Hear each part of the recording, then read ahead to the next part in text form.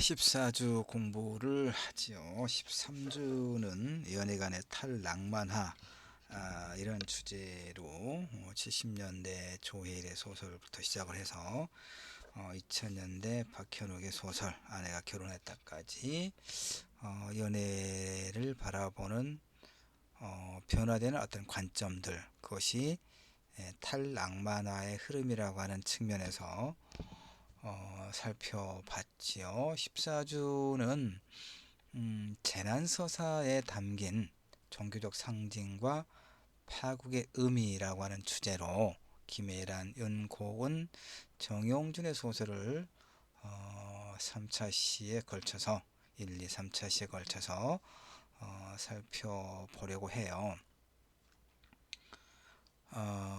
이 글은 이제 김지혜 선생님의 글입니다. 이화여대의 교수로 계시군요. 김지혜 선생님의 글을 14주 차의 수업 자료로 활용을 하고 있습니다. 목차를 볼까요? 이제 1장은 이제 서론에 해당하는 부분입니다. 그래서 다루고자 하는 게 무엇인가, 또 연구의 목표와 또 방법론, 이런 문제를 서론에서 이제 이렇게 안내를 하죠. 재난의 시대, 재난의 서사.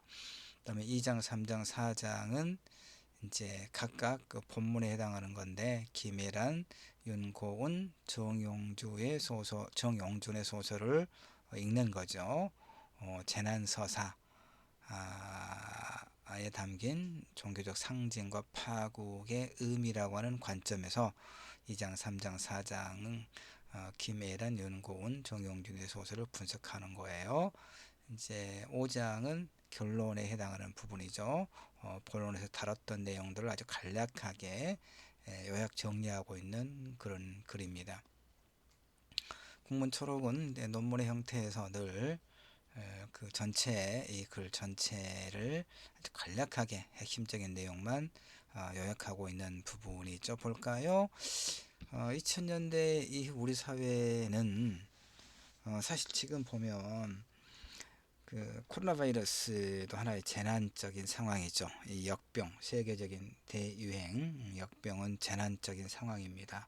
그러니까 코로나 바이러스가 우리 삶에 어떤 영향을 미쳤는가 관련된 작품들은 이제 조만간 이렇게 많이 발표가 되겠죠. 예.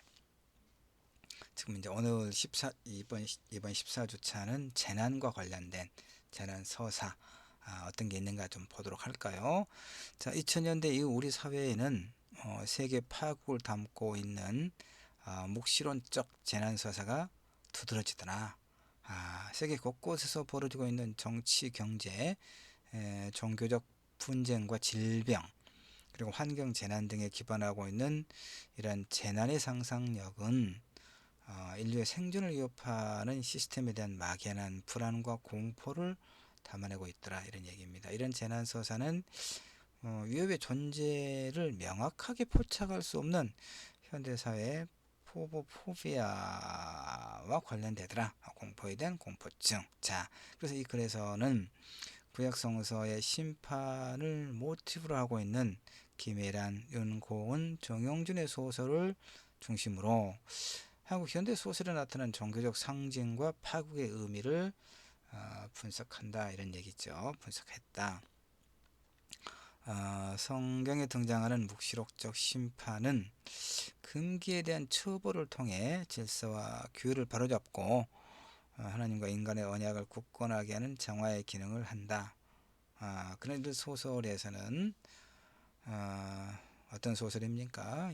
그래서 분석의 대상으로 삼고 있는 김애란, 윤고은, 정용준의 소설들에서는 이런 성경 모티프를 차용해서 신의 언약과 정화가 부재한 현대사의 불안과 공포를 그려내고 있더라, 이런 얘기예요. 신의 언약도 없고 또 그걸 통한 어떤 카타르시스, 정화도 없는 현대사의 불안과 공포를 그려내고 있더라, 이런 얘기.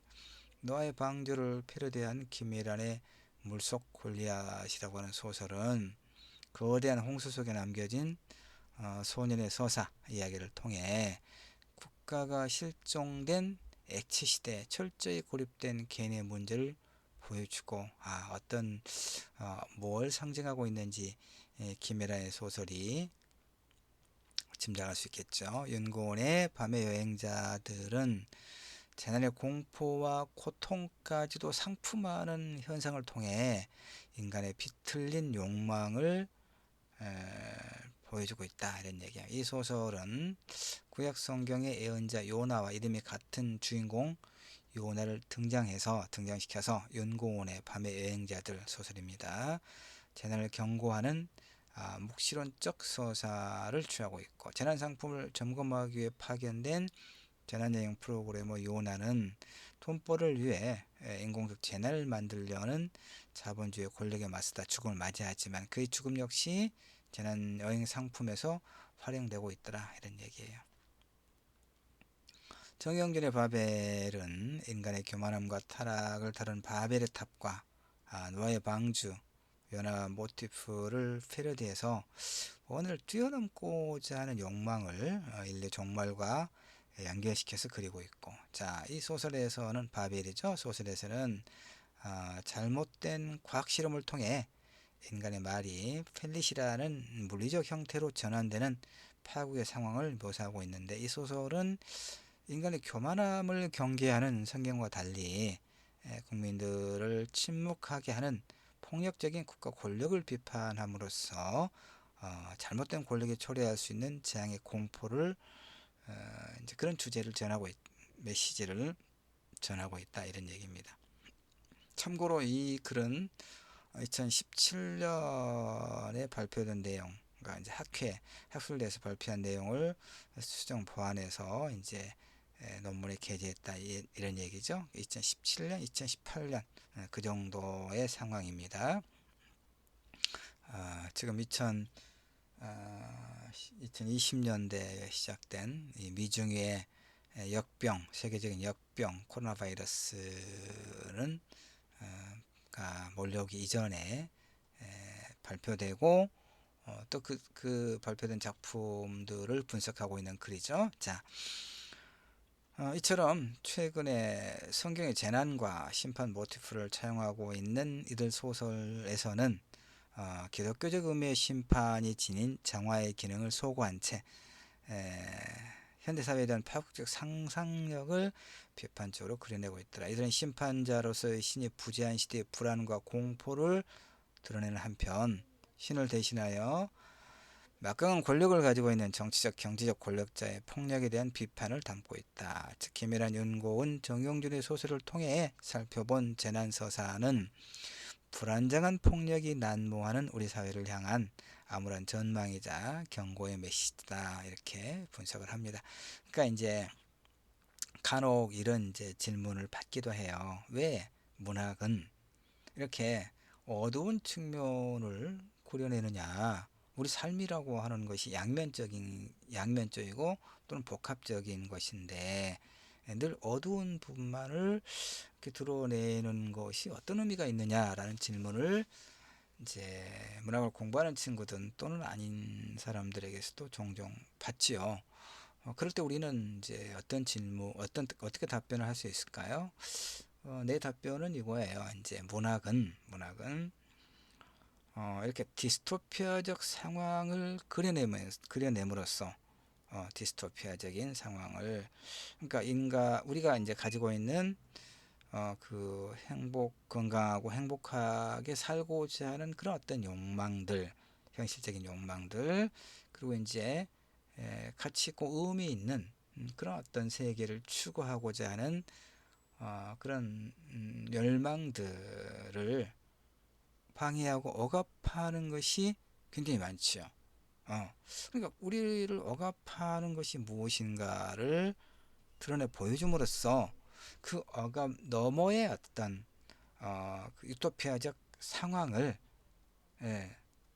지향하게 하는 것이 문학이다, 이런 얘기죠. 좀 길게 설명했는데 문학은 그러니까 우리를 억압하는 것들을 드러내 보여줌으로써 그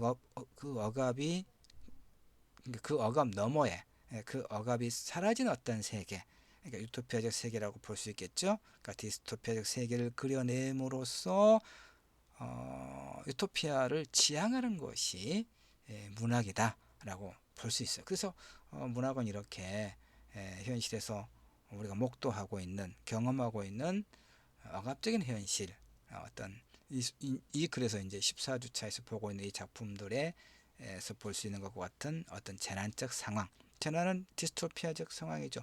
불행하고 비극적인 상황이죠. 이런 소설들을 문학이 그렇다는 거죠. 문학의 본래 기능이 그렇게 함으로써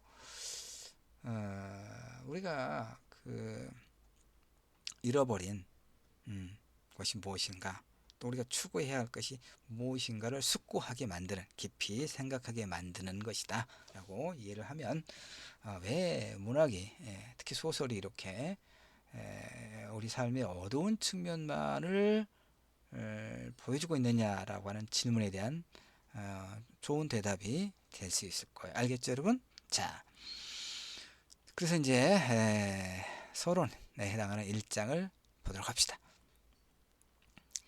재난의 시대, 재난의 서사. 원인을 알 수 없는 정체불명의 전염병, 거리를 메운 좀비 떼들의 습격. 그러니까 그 코로나 바이러스가 지금 1년 넘게, 2년째 전 세계적으로 우리의 삶을 매우 어렵게 하고 있지요. 그러면서 특히 이제 또 한국 영화들에서 보면 좀비들의 영화가 상당히 많이 만들어졌죠. 이렇게. 그 다음에 이제 그 감기라거나, 그러니까 봉준호 감독의 괴물에서부터 시작을 해서 감기, 뭐 부산행, 그 다음에 이런 또 좀비 떼들의 출몰, 과 같은 그 영화들이 많았죠. 이렇게 원인을 알 수 없는 정체불명의 전염병, 거리를 메운 좀비 떼들의 습격, 고도화된 과학 문명의 역습으로 인한 디스토피아의 서사는 이제 뭐 우리나라뿐만 아니라 외국에서도 상투적인, 그러니까 익숙한 그런 서사가 되었다면, 서사는 이야기를 가지고 있는 것이죠. 이야기를 가지고 있는 것. 그러니까 영화나 뭐 소설을 대표적으로 그렇게 말할 수 있겠죠. 2000년대 이후에는 대중적 장르인 영화, 드라마, 웹툰, 여러 현대소설에서도 인류가 맞이한 혹은 맞이하게 될 대재앙과 참사가 두드러지게 이렇게 보여요. 인류의 종말, 문명의 종언을 알리는 이런 묵시론적 서사를 어떤 유행이나 흥미거리로 치부하기는 뭔가 석연치 않다는 얘기죠. 왜? 문학은 당대 현실의 모습을 반영하는 거울이면서 시대의 정서를 담아내는 그릇이라고 볼 수 있기 때문에 그래요. 문학이나 영화나 이런 서사체. 그래서 이제 뭐 어떤 쓰나미, 지진, 기후 이변 이런 자연재해, 그다음에 지금 뭐 사스, 메르스, 이게 이제 2000년대가 2021년, 2022년에 발표된 논문이라면 당연히 코비드19 이렇게 이제 들어갔겠죠. 97년에 발표된 글이기 때문에. 자, 그다음에 이제 IS 부장단체 IS의 극단적 테러. 그다음에 이제 IS는 지금 시점에서는 좀 이렇게 그 세력이 완전히 아마 거의 소멸을 했죠. 그런데 여전히 또 이를테면 저쪽에 이제 미얀마에서는 그 군부에 의한 쿠데타로 인해서 또 그 민주주의의 회복을 요구하는 미얀마 시민들 한 800여 명에 가까운, 더 많을지도 모르겠죠. 하여튼 그 정도의 그 시민이 군인들의 발포에 의해서 사망을 했죠. 그다음에 이제 이스라엘과 팔레스타인 간의 끝없는 이런 그 소모적인 서로의 그 보복의 악순환으로 인한 그 생명의 박탈, 이런 것도 계속 이루어지고 있고, 하여튼 이런 소위 이제 자연재해, 그다음에 이제 인재, 그다음에 여기서 이제 2017년이니까 세월호 침몰 사건은 2016년에 일어난 거죠. 그러니까 당연히 이제 세월호 사건, 이런 인재가 하여튼 뭐 이런 인류의 불안감을 높이고 있죠. 그리고 사실은 이제 그 이전에도 이렇게 조선시대, 내가 언제 이야기했나 모르겠는데 조선시대 후기만 하더라도요, 조선시대에도 이제 역병이 한 번에, 그 전염병이죠, 원인을 알 수 없는 괴질, 그 나중에 콜레라도, 나중에 이제 콜레라로 밝혀졌어요. 근대 의학이 이제, 근대 의학의 어떤 그, 그 분석으로 인해서. 근데 조선 후기는 근대 의학이 들어오기 전이니까 도대체 이유를 알 수 없는 그런 역병, 전염병으로 해서 전국에서 한 10만 명 이상이 죽어버리는 대참사가 조선시대 후기에 200년 동안에 4번이나 일어났을 정도로 이런 재앙에 가까운 자연재해가 있었어요. 하여튼 이런 거. 그래서 이제 바우마는 유동하는 근대로 사는 현대인들이 복잡하고 혼란스러워서 예측할 수 없는 두려움 자체에 대한 공포, 포보포비아로 고통받고 있다. 근데 사실은 이제 현대에 들어와서 우리는 이렇게 이야기하고 있지만, 전 근대도 중세시대 또는 그 이전 고대시대도 인류의 삶에서는 이렇게 자연재해, 끊임없는 어떤 그 자연재해, 그 다음에 또 어떤 다양한 인재, 전쟁의 공포도 많았잖아요. 1차, 2차 세계대전이 있었고, 우리만 하더라도 1950년에 한국전쟁이 있었고, 그러니까 끊임없는 이런 그 자연재해와 또 인재로 인해서 당대로 살았던 사람들은 삶의 어떤 그 위태로움을 늘 느꼈을 법해요. 그렇죠? 그래요. 그러니까 여기 보면 이제 이 막연한 공포가 우리 세계만의 독특한 공포증이라고 이렇게 설명하고 있는데, 내 생각은 좀 달라요. 어느 시대나 인류의 삶이 시작되고 나서부터 끊임없이 지속됐다, 반복됐다 라고 생각해요. 어쨌든 이제 이 글에 좀 뭐 충실하게 살펴보면, 현실 속의 각종 재난들을 기반으로 하고 있는 재난서사의 상상력은 인류의 생존을 위협하는 각종 시스템의 위험에 대한 좀 막연하지만 그러나 강력한 불안과 공포를 바탕으로 하고 있다. 그건 그렇죠. 최근 이러한 재난서사의 특징 및 의미를 분석하는 이제 논의도 상당히 많아졌어요. 그래서 김영중은 평론가인데, 인류의 재난을 그리고 있는 김경욱, 김혜란, 황정은의 소설을 사이비 파우스트의 무자비한 개발이 초래하는 파국적 당대 현실에 대한 문학적 대응이다. 그러니까 성장 문명의, 그러니까 자본주의 체제가 그 욕망하는 어떤 그 성장의 욕망, 개발이 초래하는 파국 적 상황에 대한 문학적 대응이다, 그런 얘기고, 또 복도원 평론가는 근대 현대소설에 등장한 세계의 끝은 종말론적 서사를 말하죠. 한국 현대소설의 전향의 상상력이 위치해 있는 하나의 좌표다, 이렇게 보고, 또 홍선덕은 이제 평론가들이 이렇게 보는 거예요. 미국의 포스트 목시록 소설이라는 용어와 국내 문학에서의 재난 소설이라고 하는 명칭을 비교해 가면서, 한국의 전환 소설은 반드시 기독교적 세계관에서 출발하지 않는다. 그렇죠. 기독교적 세계관이라고 하는 것은 사실은 소위 이제 그 한말 소위 개화기 때 이제 서구 열광을 통해 들어온 거고, 그렇기 때문에 그 한국 전환 소설이 서구처럼 기독교적 세계관에서 출발하지는 않죠. 오히려 왜곡된 근대화 과정이 배태한 그 한국의 특수성으로 인한 위기 불안감에 시달리고 있다. 특수성이라고, 한국만의 특수성은 뭔가요? 분단 체제죠. 여전히 분단 체제. 그러니까 전쟁의 공포를 말하는 거예요. 그 불안감은 한국 사회의 정체적 불안과도 연결되어 있다. 그래서 이제 그렇죠. 이제 각 어느 지역이나 특수한 상황이 있는데, 한국적 특수성은 이 분단 체제, 전쟁을 경험하고 강구한 어떤 분단 체제에서 우리는 사실 그 일상적으로는 그러니까 평상시에는 이런 전쟁의 공포를 거의 갖지 않지요. 그러나 이제 한번 생각해 보면 엄청난 불안과 공포를 느낄 수가 있어요. 남북한의 이 서로 그 대치하고 있는 군사력,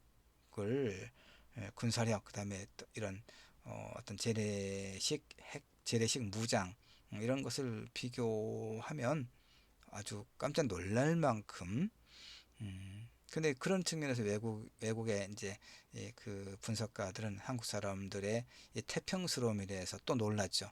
어떻게 이를테면 그 머리 위에 핵을 이고 있고, 그다음에 남북한을 통틀어 이런 재래식 그 전력이 얼마나 엄청난, 되면 그 폭발력을 지니고 있는 무기와 군대를 보유하고 있는 그런 체제에서 어쩜 저렇게 태평한 일상이 가능할까? 왜냐면 우리는 이제 익숙해져서 그러는 거죠. 그 지난 13주차에 연예관의 탈락만화를 살피면서 무엇이거나 익숙한 것은 그 아우라, 그 신비감, 본래 그 대상이 가지고 있는 아우라를 더 이상 느낄 수 없다, 이런 이야기 했잖아요. 그런 것처럼 이 공포와 불안도 익숙해지고 일상화되면 이제 에, 별일 아니라는 듯이, 사실 그렇게 살지 않으면 어떻게 일상이 영위 되겠습니까? 그런 측면이 있죠. 자, 어쨌든 이게 한국 사회의 특수성이다, 이런 얘기예요. 자, 이런 이제 그 소위 선행 연구들은 최근의 재난 서사가 그 이전 시대의 재난 서사들과 차별되는 특성을 분석하면서 나가 이러한 서사가 현재 한국 사회에서 어떤 의미를 지니는가를 진단하고 있다, 이런 얘기입니다. 그런데 이 글에서는 구약 성경의 심판을 모티브로 하고 있는 김혜란의 물속 골리앗, 연구원의 밤의 예언자들, 그리고 밥의 정영준의 정영준은 조선대학교 문해창작과를 졸업한 게 러시아과를 졸업했고 문해창작과 대학원 석사를 공부했죠. 하여튼 정영준의 바벨을 중심으로 현대 한국 소설에 나타난 종교적 상징과 파급되는 의미를 이제 살피겠다, 분석해 보겠다, 이런 얘기. 이걸 통해서 우리나라에서 기독교적 세계관 및 성경의 구원적 메시지를 어떻게 차용 변형하고 있는가 살펴보고, 그래서 현재 우리 사회 기저에 자리 잡고 있는 묵시의 불안과 공포의 특성을 분석해 보겠다, 이런 얘기입니다. 구약의 창세기에는 세 가지의 대표적인 심판이 등장하는데, 노아 시대 홍수, 바벨탑의 비극, 소돔과 고모라의 멸망. 우리가 이제 기독교를 종교로 갖고 있지 않더라도 우리가 그 교양의 수준에서 많이 들어봤던 이야기죠. 노아의 홍수, 바벨탑의 비극, 소돔과 고모라의 멸망. 요나서의 경우 창세기와는 달리 이제 요나를 통해 멸망에 대한 경고를 들은 니느웨는 회개함으로써 대재앙을 피할 수 있었다는 거냐. 이러한 하나님의 심판 및 심판에 대한 경고는 인간의 타락과 교만함에 대한 단죄이면서 세계에 대한 일정한 어떤 정화로 읽을 수 있다는 거죠. 그리고 구약 성경 심판과 재앙의 모티브는 한국 현대 소설에서 새롭게 패러디되고 차용한다, 그 말이에요. 그런 모티브를 차용해서. 근데 특히 이제 물속 굴리아에서는 노아의 방주를 차용하고, 밤의 여행자들에서는 요나서를 차용하고, 바벨에서는 노아와 요나, 바벨의 시대를 모두 차용해서 현대 문명의 종말에 대해서 상상하고 있더라, 이렇게 서론에서 설명을 하고 있습니다. 자, 그러면 이제 1차 시 남은 시간에서는 김혜란의 물속 골리앗의 일부를 보도록 합시다. 자, 김혜란의 물속 골리앗은 그치지 않는 장맛비로 세계가 물속에 잠겨버리고 한 소년이 위태로운 방주의 의지에서 가능성이 희박한 구원을 기다리고 있는 비극적인 상황을 그려낸 소설이에요. 소년의 가족은 20년 전 분양받은 변두리 아파트의 주택담보대출을 다 갚았을 즈음에 재건축 철거 명령으로 이제 헐값의 보상금과 함께 쫓겨날 위기에 놓이게 돼요. 그에 대해서 체불임금 지급을 요구하는 시위를 벌이던 그 아버지가 용접공여했는데 40m 타워 크레인에서 실족사는 의문의 죽음을 맞이해요. 그러니까 아파트 재건축으로 모든 주민들이 떠난 폐허의 아파트에는 상중인 소년과 그의 어머니만이 남아있는데, 계속해서 이 그치지 않고 내리는 비는 그들의 고립을 가중시키죠. 게다가 당뇨를 앓던 어머니의 또 죽음으로 인해서 소년은 이제 혼자 남죠. 철저한 고립모내 상태에 처해. 그러나 소년은 이제 나무 문짝으로 만든 간이배를 만들어, 그러니까 방주, 위태로운 방주를 만드는 거죠. 배를 만들어 탈출을 시도하지만 이미 온 세상은 물속에 잠겨버린 후다, 이런 얘기예요. 그래서 소설 마지막 부분의 소년은 아버지가 시위를 하던 곳과 같은 타워 크레인에 매달려서 누군가 올 거야 하는 간절한 희망을 말하지만 칼바람이 불자 골리앗 크레인이 휘청휘청 거리기만 할 뿐 어떠한 구원의 응답도 받지 못하는 그런 이야기를 그리고 있어. 이 소설은 앞에서 간략하게 봤던 것처럼 구약의 홍수와 노아의 방주를 떠올리게 하죠. 그런데 어쨌든 이 성경에서의 어떤 이야기와 문제의식과는 좀 달리 이 소설 물속 골리앗은 노아의 홍수에 대한 비극적인 패러디가 돼요. 그러니까 즉 이 그 성경에서는 이제 하나님과 노아의 언약에 의해서 이제 노아가 만든 그 배 방주죠. 노아의 방주에 선택받은 사람들은 그 구원에 이른다 이런 얘기 아닙니까? 그런데 그런 것과는 달리 이 소설 김혜란 소설 물속 골리앗은 성경의 상징들이 빈번히 등장하고는 있지만 아파트에 고립된 소녀는 그 어떠한 계시도 신의 계시도 응답도 언약의 증표도 받지 못하고 철저하게 고립된 상태에서 버려진 그런 인물로 나오잖아요. 예. 다른 이웃들은 대문에 다윗의 별처럼 하나 둘 X를 남기고 공동화된 아파트를 떠났지만 철거 이제 이주자들 가장을 잃은 소년과 어머니는 경제적으로 구원받지 못한 채 단전이 된 아파트에 남겨지고 나중에 이제 어머니마다 죽었다는 이야기죠. 그 소년은 외부의 어떤 정보와도 차단된 채 흉판 자인이 만들어낸 대홍수의 위협에 공포를 느끼는 거예요. 무심한 자연, 기계적인 법칙에 의해 지배되는 자연, 이런 자연 속에 소녀는 방치되어 있는 거죠. 자, 현대인들이 인간과 신이 단절된 세계, 초대란 절망의 세계를 살아가고 있음을 일깨워주는 거예요. 이 소년의 절규는 하늘에서는 어떠한 계시도 언약도 증표도 내려오지 않지요. 하늘은 소년의 불행 따위는 아랑곳하지 않고 여전히 비만 뿌리고 있는 거죠. 그래서 이 소설에서는 아버지와 또 거대한 크레인이라고 하는 상징이 이제 어떤 걸 내포하고 있냐. 하여튼 소녀는 아버지의 부재를 겪고 있죠. 실제 아버지는 실족사, 의문의 실족사, 부재. 또 다른 아버지의 상징물이라 할 수 있는 국가의 부재. 그렇죠? 또 신의 부재. 이렇게 중첩된 고립 상황에 놓여 있으니까. 결국 이 소녀는 가정과 국가, 종교적 보호의 테두리에서 벗어나 있는 그 소위 말하면 벌거벗은 생명이 되는 거죠. 홀로 재난과 맞서 살아남아야 되는 그런 상황이죠. 홍수도 잠기지 않아 솟아있는 크레인은 결국은 부재한 이런 아버지의 대체 상징물이 돼요. 타워 크레인은 영접일을 하던 아버지가 시중에 떨어져 죽은 위태로운 장소 있죠. 폭력적 개발을 보여주는 거대한 인공물이라고 볼 수 있는데 하나의 상징이죠. 이것은 그러니까 자연을 정복하고자 하는 인간의 폭력적 도구이면서 동시에 거꾸로 인간의 생존을 위협하는 거대 자본의 상징이다라고 볼 수 있어요. 그러니까 거대한 크레인은 신, 국가, 아버지가 부재한 자를 대체하는 가짜 신이면서 폭력적인 인간 문명에 가져온 폐허의 비극적 상징의 역할을 하고 있는 거죠. 그래서 결국 이 소설은 계시와 정화, 언약이 누락된 비극적인 파국을 보여주는데 성경의 홍수가 법을 재정립하고 속죄를 가능하게 하는 그런 의미의 폭력이라면 소설에서 홍수는 죄 부과나 속죄 과정이 전혀 없는 그냥 고립된 상황, 고립에 의한 파국을 보여준다 이거예요. 아파트에 남겨지고 위태로운 방주와 크레인에 의지하고 있는 소년의 위태로운 생존은 결국은 자본주의 사회에서 철저히 소외되고 고립되고 있는 개인을 의미하죠. 위기적 상황에 놓인 현대사회의 공포를 반영하고 있는 하나의 상징이에요. 그래서 결국 이제 바우만은 뭐라고 이야기하고 있냐면 근대의 견고한 체계들이 녹아 유동성을 띠는 액체 근대 뭐 이렇게 이제 하나의 개념을 만들어 설명해요. 바우만은 액체 근대의 신화의 상실과 관계의 단절에 의한 고통이 가중되고 탐욕적인 경제 논리의 세계화가 보편적 가치가 되면서 사회 불안을 야기하고 있다 이렇게 말하고 있는데 결국 새로운 사회의 위험과 모순은 끊임없이 생겨나죠. 근데 그것들 해결의 의무와 필요는 국가나 신도 없고 그렇죠?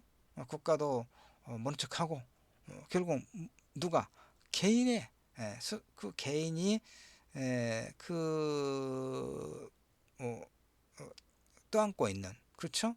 개인이 결국 그 문제를 극복해 가야 하나의 과제가 되어 있다는 얘기죠. 근데 어떻게 개인이 가능하겠어요? 아버지 부재 상태에서 고립되어 있는 소년의 모습은 자본주의적 폭력과 생태주의적 위기가 난무하는 위험 사회, 하고 이제 바우만식으로 말하면 액체 근대에서 홀로 생존해야만 하는 위태로운 개인을 상징한다. 이렇게 읽을 수 있다는 거죠. 자, 14조 1차 시는 이 정도까지 하겠습니다.